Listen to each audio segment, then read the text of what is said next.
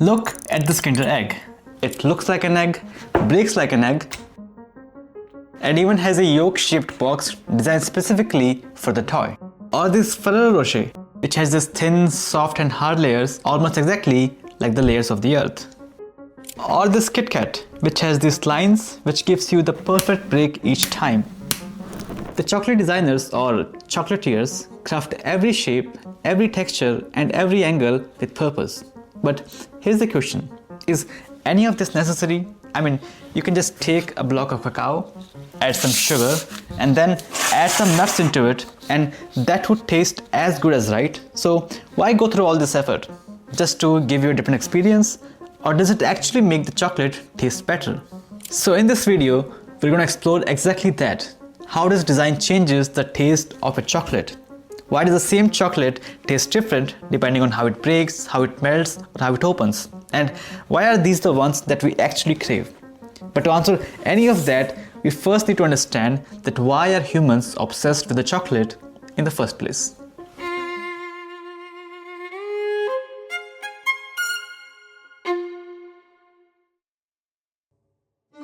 Okay, so before we get into science, I want to take you back in time. Around 5,000 years ago, there was a civilization deep in the jungles of Mexico. And there, they found a tree with these weird wrinkled pods growing straight out of the trunk. And inside these pods, there were a cluster of white slippery seeds. And they were so bitter that you would just spit them out if you tasted them raw. But if you dried them, ground them, and mixed them with water, the resulting drink can give you an instant boost of energy and also make you slightly high.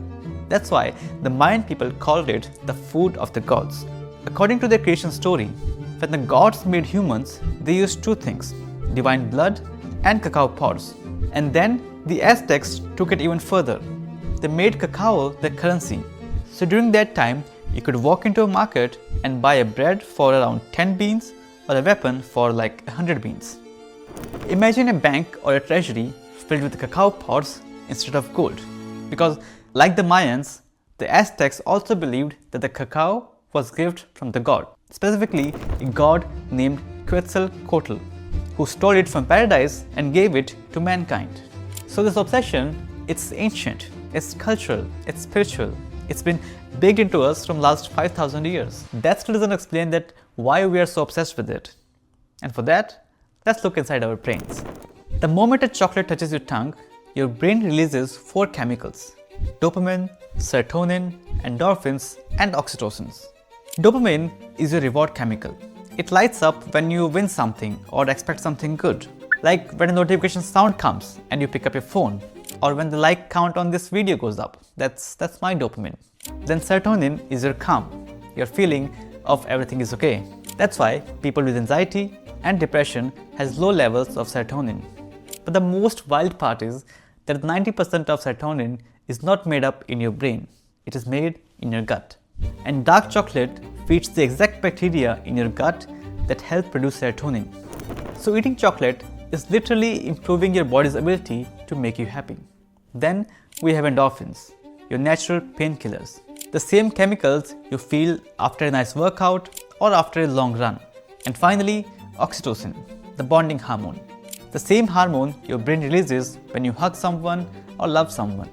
So your brain on chocolate look exactly the same like your brain in love. But it doesn't stop here. Chocolate also contains a compound called phenylethylamine. Scientists call it the love molecule because it's the exact same compound your brain produces when you fall for someone. And then it has another compound called the anandamide, named after the Sanskrit word ananda, which means bliss. It binds to the same receptors in your brain as cannabis. And on top of this anandamide, it also contains a compound that slows down your body's ability to break it down. So that feeling just lasts longer. And all this is just the tip of the iceberg. There are over 380 chemical compounds in the chocolate that interacts with your mood, your memory, and your nervous system. There is no food on the earth that can do that. And on top of that, we have the sugar. Now, sugar on its own is highly addictive, but sugar combined with fat, like cacao butter inside cacao, then it becomes even more powerful. To test this, scientists performed an experiment. They gave one group of people a full chocolate bar with sugar, another group just white chocolate, and a third group pure cacao capsules. The full bar reduced chocolate cravings by 61%. White chocolate reduced it by 42%, and the capsules reduced it by only 16%. And then they also tested chocolates with different amounts of sugar, and the pattern was clear. More sugar meant more cravings. So if you put all of this together, the ancient cultural history, the feel-good chemicals, and the cravings produced by the sugar, you realize that this obsession was never really a choice. It's neurological, it's chemical. And now imagine that you are a chocolatier. You know all of these things. You know how deep this obsession runs. So the only thing left is just design the perfect experience to fulfill that obsession. And for that, you just need three things. Number one, the intent. Number two, the texture. And number three, the shape. These are all the things that create a multisensory experience that makes each chocolate taste different. I'll come to that in a bit, but first let's talk about the intent. The chocolatier or the chocolate company has to decide that who is the chocolate for, what is the purpose, and what do they want to feel when they eat this chocolate. Is it for kids or for adults? Is it like a quick snack or a slow indulgence? Is it a luxury or to satisfy hunger? Does it help to reach your protein goals or does they help to control sugar cravings? Are these chocolates a gift to yourself or something that you will give gift on Easter or Christmas? I mean, the list can go on and on, but the intent gives you the initial direction about the ingredients, the price, and the target user. And once you have that, then the chocolatier can start working on the second thing, which is the texture. The surface texture of a chocolate lies on a spectrum, from a perfectly smooth surface on one side and a fully exposed, almost architectural texture on the other side. And as you move along the spectrum, the surface starts telling you more and more about what's inside. Like at the smooth end, the surface gives nothing away. What you see is what you get, a perfectly smooth chocolate. But chocolatiers can play around with that smoothness. It can be totally hard like a dark chocolate or as squishy and soft as air. But some chocolatiers use this as a decoy. They give you a smooth surface and then surprise you with a second layer of milk or melted chocolate. Because the moment you're not expecting anything, but you still find it, that's completely different kind of pleasure. Then we move along the spectrum and we start seeing some lines and patterns on the surface. Now you might think that they are here just for the branding or maybe for the grape, and to some extent they are. But there is one more reason here. Chocolate melts at around 34 degrees Celsius and your body temperature sits at about 37. So any chocolate will eventually melt in your hand. But these lines, they change how fast that happens. Because these lines and these patterns increases the surface area in contact with your fingers. So more the contact area, faster it melts. And that gives you that extra moment at the end where you can just lick your finger and get that extra treat when the whole chocolate is gone. Now at this point in the spectrum, you still don't know what's in the inside. The surface is still keeping it like a secret. But as you move further in the spectrum, you start seeing these slight ridges or bumps on the surface and your brain immediately starts guessing that there's something underneath the surface. Maybe nuts, maybe caramel. And if you flip the chocolate over, the bottom is almost always perfectly smooth. And that tells you that there's a clean bottom layer, some stacked internal layers, and then this uneven, like abundant chocolate on the top. Also, this irregular, like almost overflowing chocolate gives you a feeling of generosity. You feel like the company or the chocolatier has given you more than they're supposed to. And who doesn't like a little extra? And also I think this extra chocolate on the top gives you that thick bite. I mean,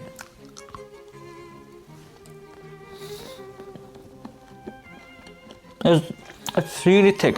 Okay, sorry. And then if you move at the far end of the spectrum, the surface kind of just stops pretending. You can already see the nuts and the crumble like breaking through the surface. And you know for sure that this is not a single layer chocolate. There are multiple layers of chocolate, this hard nuts, and maybe something whole inside. And Ferrero Rocher is the perfect example of all of this in a single chocolate. We have the exposed hazelnuts, a chocolate shell, and we all are expecting a molten chocolate inside. But what's surprising is this second smooth layer and this crisp hazelnut at this cover. It's like every single stage of the spectrum in just one chocolate. And almost every other chocolate you've ever eaten is some combination of these. A choice between how much to reveal and how much to hide. And then comes the third factor, the shape, which depends on the first two factors, intent and texture.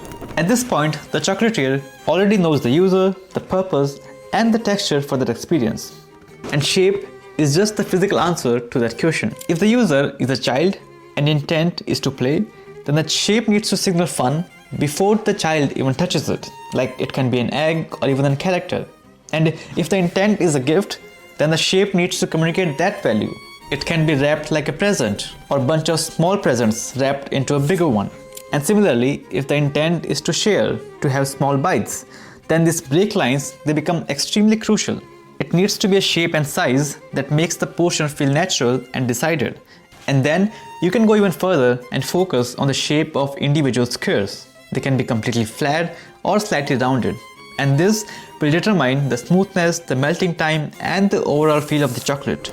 And as we're talking about the shapes, do you know why this Ferrero Rocher is a sphere?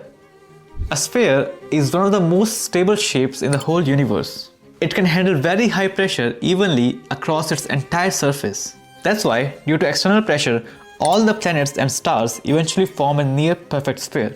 And that's why the most complex chocolates, the ones with multiple layers, multiple textures, are almost always a sphere, because all those internal layers are pushing outwards, and the sphere is the only shape that can hold all of that together without collapsing. So that's the story about the design of the chocolate. But what about taste? How can design affect that?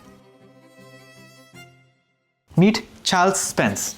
He's an experimental psychologist at Oxford University, and his entire career is built around one idea, that your brain doesn't process the senses separately, but it combines them constantly, automatically, without asking you.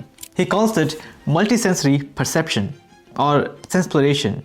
In simple terms, it's not just your tongue that gives taste to your food, it's your eyes, your ears, your nose, your sense of touch. All of the senses work together to give taste to your food. You must have heard that you eat with your eyes. So similarly, when it comes to colors, yellow and green are associated with sour flavors. Black foods are usually thought as bitter, and blue or white food is seen as salty. And when it comes to shapes, we prefer round foods than angular or pointy ones, as the round shape is associated with sweetness, and sharp edges and angles are considered as bitter. And even sound plays its own role. The food that makes crunchy and loud sound is considered fresh and nutritious. And not just the sound of the food, the sound of the environment also plays a huge role. Like some cafes play sweet music all day long so that people can enjoy coffee with less sugar and can enjoy more aroma from the coffee. Similarly, clubs and bars usually play loud, fast and high-pitched music just to bring out more acidic and tart flavor from alcohol. And chocolate is probably the best example where all of these things come together and make the chocolate even taste better. And you start at the point when you touch the chocolate. You must have heard that people often rate heavy objects with higher quality. So similarly, a heavier chocolate immediately signals more ingredients, more value, and just simply more of the chocolate. Premium chocolates are almost always denser than the normal ones. Like this Lindt Excellence and this Lindt Normal Mocha is almost the same weight. But if you see this one, this is so thin and so dense compared to this one. It also has this mocha filling, but still, compared to this, it's so thick and so airy. And that's why this one feels more higher quality than this one even without the wrapper. Like every product, premium chocolates comes with premium packaging, and it has mainly two objectives. First is to give you some sense of high value, because you have paid the high price, so you must feel that it's of high value. And second, it gives you a sense of anticipation. It might take some extra effort to open a premium packaging, because only then you'll think that it's worth it. And Kinder Joy takes this even further. Here the anticipation is not about the chocolate, but about the toy or the reward which sits in this yellow pod. So the opening itself becomes an experience. And now let's move to the next senses, which is your eyes. And for chocolates, your brain sees three things: the color, the shape, and the texture. Let's first talk about the shape. Round forms feel sweet before you even taste them, and angular or sharp edges feel bitter and intense. That's why dark chocolate almost always comes in hard rectangular bars, and milk chocolates tends towards bubbles or domes or like these rounded squares. So the shape already gives you an idea that how this chocolate is gonna taste. And then comes the color. Like a dark brown color signals richness and intensity, and sometimes also bitterness. Similarly, a lighter or a milkier color signals sweetness and softness. And then the surface texture. We already talked about how different textures shows you what's inside the chocolate. But let's talk about the surface finish. Like a high quality chocolate usually have more shiny surfaces compared to a normal chocolate. And this shine comes from a perfect tempering of cacao butter crystals on the surface. And it has nothing to do with the price. Also, it's possible that a cheap chocolate can also have a shiny, smooth surface. But usually, this quality and price always go hand in hand. So now, let's talk about the sound. Your sense of sound gets activated as soon as you snap or bite a chocolate. A clean and sharp snap signals your brain that the chocolate is fresh, high quality, and tempered properly. And then, as soon as you're about to eat it, your sense of smell gets activated. A dark chocolate hits you with something earthy and slightly bitter, almost like a wood. Similarly, a milk chocolate smells warmer and sweeter. And then there are chocolates with nuts, like the Ferrero Rocher, where the roasted hazelnut aroma arrives even before the chocolate. So by the time you take your first bite, like this, your brain has already measured everything: the weight, the wrappers, the texture, the temperature, the melting, the sound, and then it just combines everything for the last sense of your taste. You probably have seen this image here. This is called a tongue map. It shows you how different taste perceptors are spread across the whole tongue. You have sweet at the tip, bitter at the back, and salty and sour on the sides. But in reality, it's kind of a myth. There are no single zones on your tongue that can just detect a single flavor. But your whole tongue can detect all kind of flavors, but the sensitivity can differ a bit. That's why chocolatiers doesn't design for the tongue map, but they design for a time map. As chocolate melts, it moves across your tongue over time, and different compounds release at different stages of that melt. Cocoa butter melts first and releases all the fat-soluble flavors that gives richness and depth. And then the sugars start dissolving. That complements the first hit of cacao and fat. So in a multi-layer chocolate, each layer melts at slightly different rate. So the outside flavor arrives first, and then progressively deeper notes follow as the layers give way one by one. So the taste is not just about ingredients. It's about the sequence, the timing, the melt, and all these extra things we talked about. The tongue is just the last sense to just confirm what your brain has already decided. And that brings us back to the first question. Does design actually change the taste of the chocolate? Yes, not by adding flavors, but by designing and defining the experience in which your brain can enjoy it. The melt, the surface texture, the shape, the colors, all of it, just to give you the perfect taste of a chocolate. That's all for today. I'll see you in the next one. Bye. I have eaten so much chocolate, I have to go to the gym now. Also, this one is so good. It's just dark chocolate, 100% cacao, and some oranges. Really try it. I can really recommend this one, this Lindt Excellence. 100% cacao, orange. Not a sponsored post or anything, but really good. Bye.